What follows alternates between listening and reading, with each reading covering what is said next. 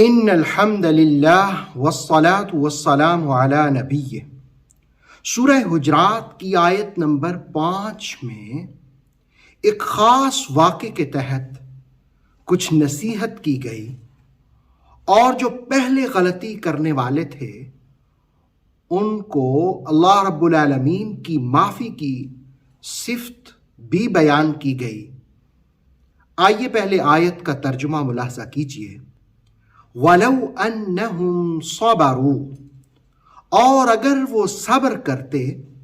حَتَّى تَخْرُجَ إِلَيْهِمْ، یہاں تک کہ آپ ان کی طرف خود ہی تشریف لے آتے، لَكَانَ خَيْرًا لَهُمْ، یہ ان کے لیے بہت بہتر ہوتا۔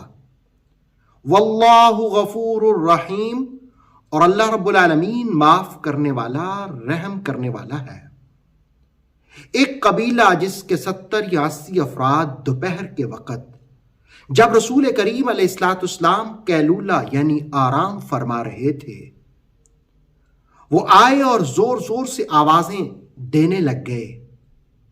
رسول اللہ علیہ السلام نے کرم فرمایا اور باہر تشریف بھی لے آئے۔ اللہ رب العالمین نے ان کی اس حرکت کا نوٹس لیا اور آیت نمبر 4 میں تنبیہ کی کہ یہ جو کمروں کے باہر سے زور زور سے آوازیں لگاتے ہیں ان کو عقل نہیں ہے۔ اب پھر نصیحت کی کہ اگر وہ صبر اختیار کرتے، وَلَوْ أَنَّهُمْ صَبَرُوا، اگر وہ صبر کرتے، صبر بہت بڑی نعمت ہے، یعنی ان کو ادب سکھایا گیا کہ جس وقت کسی عظیم شخصیت کی بارگاہ میں حاضر ہو، تم نے پہلے سے اپوائنٹمنٹ نہیں لی ہوئی، تم نے ٹائم نہیں لیا ہوا، تو پھر انتظار کرو، پھر صبر کرو۔ ہاں،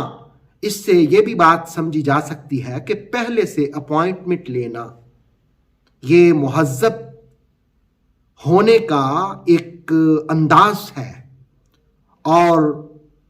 سیرت طیبہ قرآن و حدیث سے ہم یہ سیکھ سکتے ہیں کہ اپنی زندگی کو منظم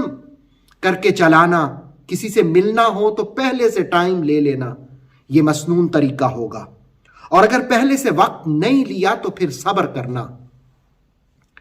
اور اگر کوئی صبر نہیں کرتا تو اس کو بے ادبی تصور کیا جاتا ہے۔ اب اسی آیہ مقدسہ کے ضمن میں ابو عبید جو بہت بلند پایا عالم دین تھے، ان کے بارے میں یہ بیان ہوا کہ انہوں نے کبھی اپنے استاد کے دروازے پر دستک نہیں دی،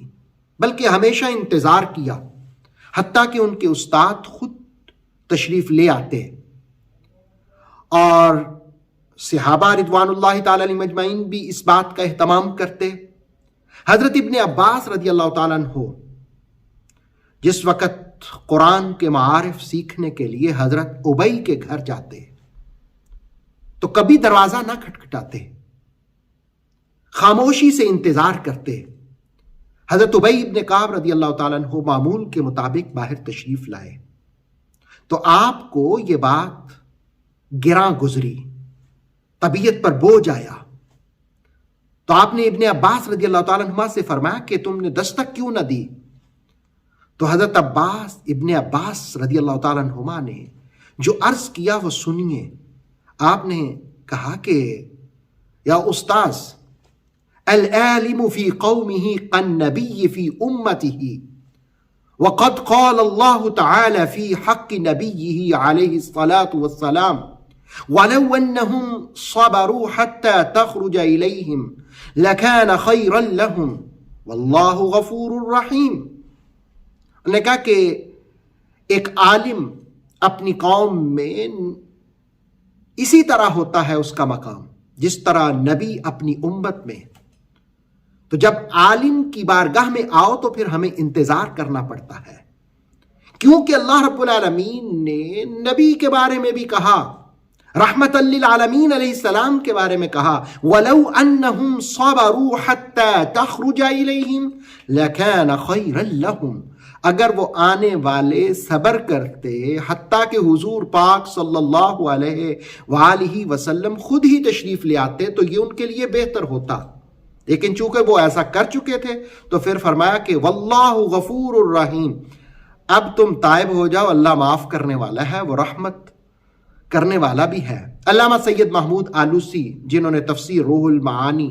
قلم بند کی، وہ فرماتے ہیں میں نے بچپن میں یہ ابن عباس کا واقعہ پڑھا، اس کے بعد پھر میں زندگی بھر اپنے اساتذہ کے معاملے میں ایسا ہی رویہ اختیار کرتا۔ آج اغیار کی تہذیب نے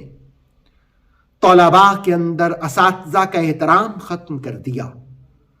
بچے اساتذہ کی نقلیں اتارتے ہیں، اسی لیے تو فیض حاصل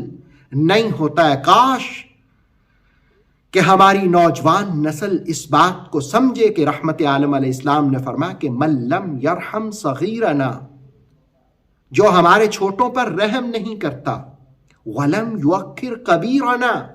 اور جو ہمارے بڑوں کی عزت نہیں کرتا، احترام نہیں کرتا، ان کا وقار نہیں بجا لاتا، فلیس منا، وہ ہم میں سے نہیں ہے۔ تو آیہ مقدسہ ہمیں سکھاتی ہے کہ شخصیات کا احترام کیا جائے، ان کا ادب کیا جائے، ان کی بارگاہ میں حاضر ہو تو صبر کیا جائے، اور اگر کوئی بے ادبی ہو جائے تو اللہ سے معافی مانگے، تو اللہ رب العالمین معاف کرنے والا ہے۔ اللہ تعالیٰ اس آیت کے پیغامات ہمیں سمجھنے کی اور ان پر عمل کی توفیق عطا فرمائے۔ اوتھینٹک اسلامک نالج کے لیے نور وحی یوٹیوب چینل کو سبسکرائب کیجئے، بیل آئیکن کو بھی لازمی پریس کریں۔ نور وحی کے فیس بک پیج، ٹک ٹاک اور انسٹاگرام کو بھی فالو اور لائک کیجئے تاکہ ہماری ہر نئی آنے والی ویڈیو آپ تک بر وقت پہنچ سکے۔